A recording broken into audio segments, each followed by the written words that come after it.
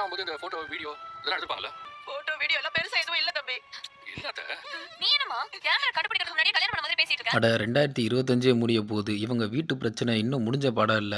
என்னைக்கு அந்த வீட்ட விக்கலாம்னு நெனச்சாங்களோ, அன்னைக்கு வந்துச்சுடா வேணான்னு. யாருக்குமே கொஞ்சம் கூட நிம்மதி இல்லாம தான் போயிட்டுருக்கு. திரும்ப திரும்ப உங்க அம்மாவ என்ன கேட்டாலும், "அந்த காலத்துல ரிஜிஸ்டர் பண்ணீங்களா? உங்க கல்யாணத்துல ஃபோட்டோ ஆல்பம் ஏதாவது போட்டீங்களான்னு?" கேட்டதுக்கு, "அந்த காலத்துல அதெல்லாம் கிடையாது." ஓன்னு ஒப்பாரி வைக்க, அட கல்யாணம் ஆனதுக்கு கையில ஒரு ப்ரூஃப் கூட இல்லைன்னா, எப்படி தான் அவர புருஷன்னு சொல்லி, இந்த வீடு நம்மளோடதுன்னு சொல்லி சொந்தம் கொண்டாட? நம்மளுக்கு கொஞ்சம் கூட தகுதியே இல்லைன்னு யமுனா கேட்க, கல்யாணம் பண்ணதுக்கு எவிடன்ஸா ஒரு ப்ரூஃப் கூட இல்ல. ஆனா வீட்ட வளைச்சு போடலான்னு வந்த அவங்க கிட்ட எல்லா ப்ரூஃபும் இருக்கு. அதையும் குத்தி காட்டுற மாரி, நான் என்ன அவங்கள மாரி 2ஆம் தாரமா? எல்லாம் ப்ரூஃபையும் கையிலேயே வச்சுக்கிட்டு ஆக்கிரமிக்க வந்திருக்கு. அவளும் நானும் ஒண்ணா?